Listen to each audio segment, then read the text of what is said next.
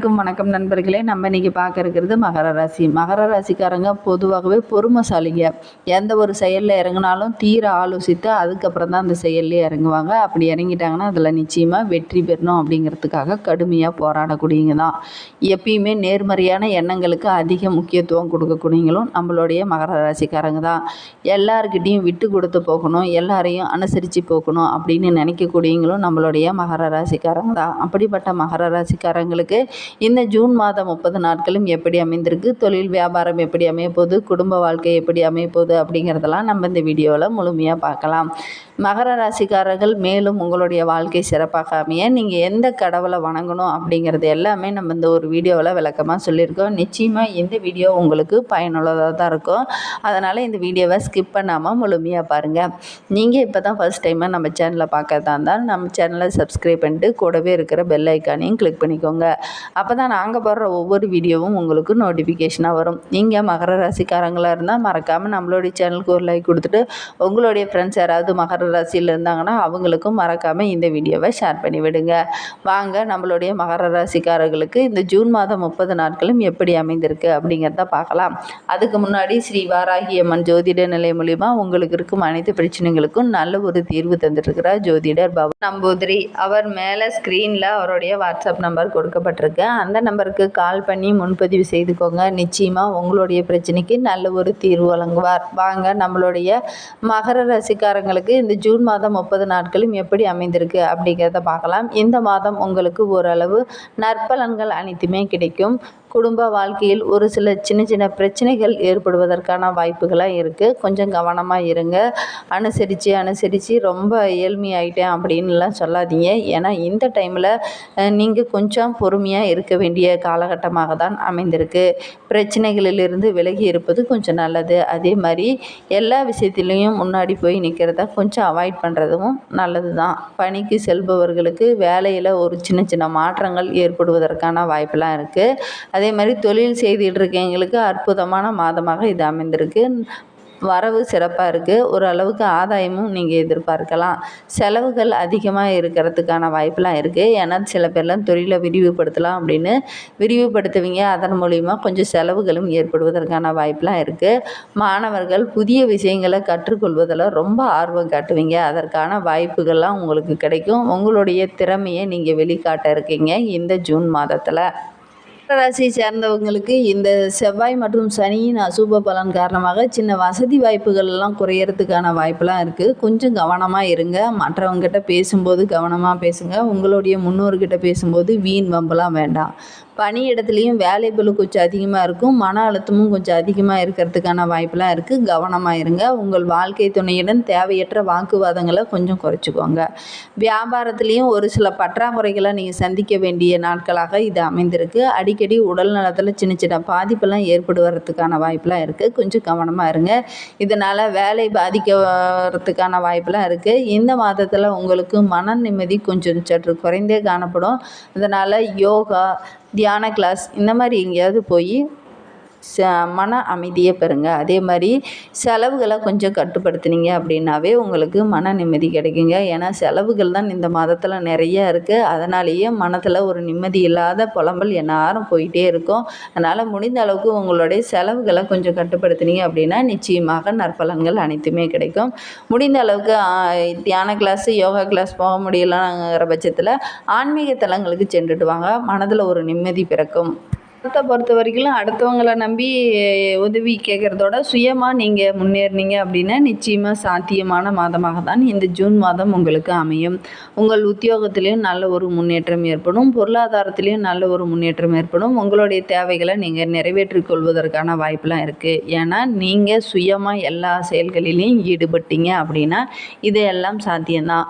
உங்கள் ஆரோக்கியத்தில் நீங்கள் கொஞ்சம் கவனமாக இருக்க வேண்டிய காலகட்டமாக தான் இந்த ஜூன் மாதம் உங்களுக்கு அமைந்திருக்கு. உங்களுக்கு திருப்தியை அளிக்கும். அதே மாதிரி உங்கள் வருமானத்துலேயும் சேமிப்புலேயும் கொஞ்சம் செலவுகள் இருந்தாலும் சின்ன சின்ன முன்னேற்றங்களும் நீங்கள் எதிர்பார்க்கலாம். உங்கள் குடும்ப நண்பர்களின் தேவையை நிறைவேற்றுவதற்கான வாய்ப்பெல்லாம் இருக்குது.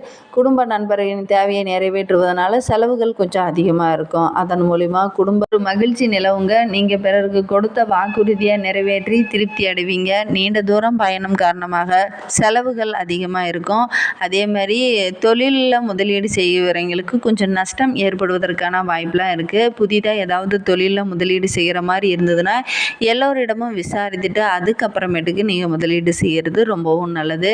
முதலீடுகளை முடிந்த அளவுக்கு தவிர்க்கிறது நல்லது. முடியாத பட்சத்தில் எல்லோரிடமும் நல்லா விசாரித்து அதுக்கப்புறமேட்டுக்கு அந்த தொழிலில் முதலீடு செய்கிறது ரொம்பவும் நல்லது. ஆன்மீக தலங்களுக்கு சென்றுட்டு வர்றதன் மூலிமாவும் மனதுக்கு ஒரு நிம்மதி ஏற்படும். உங்களுக்கு மனக்கவலை கொஞ்சம் அதிகமாக தான் இந்த ஜூன் மாதம் இருக்குது. தூக்கமின்மை இந்த மாதிரி ஏதாவது ஒரு பிரச்சனை வர்றதுக்கான வாய்ப்பெலாம் இருக்குது. ஏன்னா மனக்கவலை அதிகமாக இருந்துச்சுன்னா தூக்கமின்மை தானாகவே வராது. அதனால் முடிந்த அளவுக்கு மனதை ஒருமுகப்படுத்துக்கோங்க. உத்தியோகத்தில் இருக்கிறவங்களுக்கு இந்த மாதம் கொஞ்சம் கடினமாக தான் இருக்கும். பொறுப்புகள் அதிகமாக இருக்கிறதுனால உங்களால் சமாளிக்க முடியாத ஒரு சூழ்நிலையெல்லாம் இருக்குது. கவனமாக இருக்க. புதிய முயற்சிகளில் தோல்வியை தழுவலாம். அதனால் ரொம்ப மன உளைச்சலுக்கு ஆளாக வேண்டிய நாட்களாக தான் இந்த ஜூன் மாதம் 30 நாட்களும் அமைந்திருக்கு. கடினமான தருணங்களை நீங்கள் கடந்துட்டீங்க அப்படின்னா நிச்சயமாக உங்களுக்கு நற்பலன்கள் அனைத்துமே கிடைக்கும். உங்களுடைய குலதெய்வத்தை வழிபட்டுட்டு வாங்க. உங்களுடைய குலதெய்வ அருள் உங்களுக்கு முழுமையாக துணை இருக்கும். அதனால் முடிந்த அளவுக்கு உங்களுடைய குலதெய்வத்தை நீங்கள் வழிபட்டுக்கிட்டு வாங்க. தொடர்ந்து உங்களுடைய குலதெய்வத்தை வழிபடுறதன் மூலிமா உங்களுடைய எதிரிகள் படிப்படியாக குறைய ஆரம்பிப்பாங்க. அதுக்கப்புறம் நீங்கள் சாதிக்கிறதுக்கான வாய்ப்பெலாம் நிறையவே இருக்குது. திருமணம் செய்கிற மாதிரி இருந்ததுன்னா அல்லது காதலிச்சிட்டு இருக்கீங்க, உங்கள் வீட்டில் பெற்றோர்கிட்ட அனுமதி வாங்கணும் அப்படின்னு நினச்சிட்டு இருக்கீங்களுக்கு இந்த மாதம் உகந்த மாதமாக அமைந்திருக்கு. ஏன்னா இந்த டைமில் நீங்கள் போய் அதற்கான முயற்சிகள்லாம் ஈடுபட்டீங்க, வீட்டில் சம்மதம் வாங்கணும் அப்படின்னு இறங்குனீங்க அப்படின்னா நிச்சயமாக உங்களுக்கு நற்பலன்கள் அனைத்துமே கிடைக்கும். காதல் உறவுலையும் ஒரு அமைதி இருக்கும், மகிழ்ச்சியும் இருக்கும். மாணவர்கள் சிறப்பாக கல்வி பயின்று உங்களுடைய இலக்கை எட்டுவதற்காக நீங்கள் கடுமையாக முயற்சி செய்ய வேண்டிய ஒரு சூழ்நிலையும் இருக்குது. கடுமையாக முயற்சி செய்தீங்க அப்படின்னா நிச்சயமாக உங்களுக்கு வெற்றி கனியை பறிக்க முடியும்.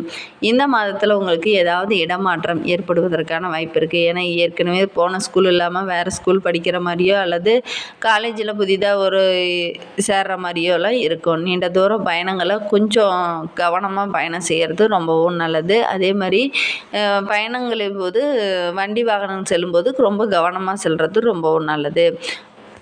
பொறுத்தவரைக்கும் உங்களுக்கு வருமானம் ஓரளவுக்கு சிறப்பாகவே இருந்தாலும் சேமிப்பு உயர்றதுக்கான வாய்ப்பு கொஞ்சம் கம்மியாக இருக்குது. உங்களுடைய முன்னேற்றத்தில் கொஞ்சம் சின்ன சின்ன தடைகள் ஏற்படுவதற்கான வாய்ப்பெலாம் இருக்குது. கவனமாக இருங்க. குடும்ப உறுப்பினர்களின் தேவையை நிறைவேற்றுவதனால கொஞ்சம் கடன் வாங்க வேண்டிய ஒரு சூழ்நிலையும் இருக்குது. கடன் வாங்கும்போது பணத்தை கொஞ்சம் திருப்பி கொடுக்கும்போதும் ஏதாவது பத்திரங்களை கையெழுத்து போடும்போதும் கவனமாக கையெழுத்து போடுங்க. அதெல்லாம் படித்து பார்த்துட்டு கையெழுத்து போடுறது ரொம்பவும் நல்லது. அதே மாதிரி உங்களுடைய முன்னோர்கள் உங்களுக்கு ஆதரவாக இருப்பாங்க.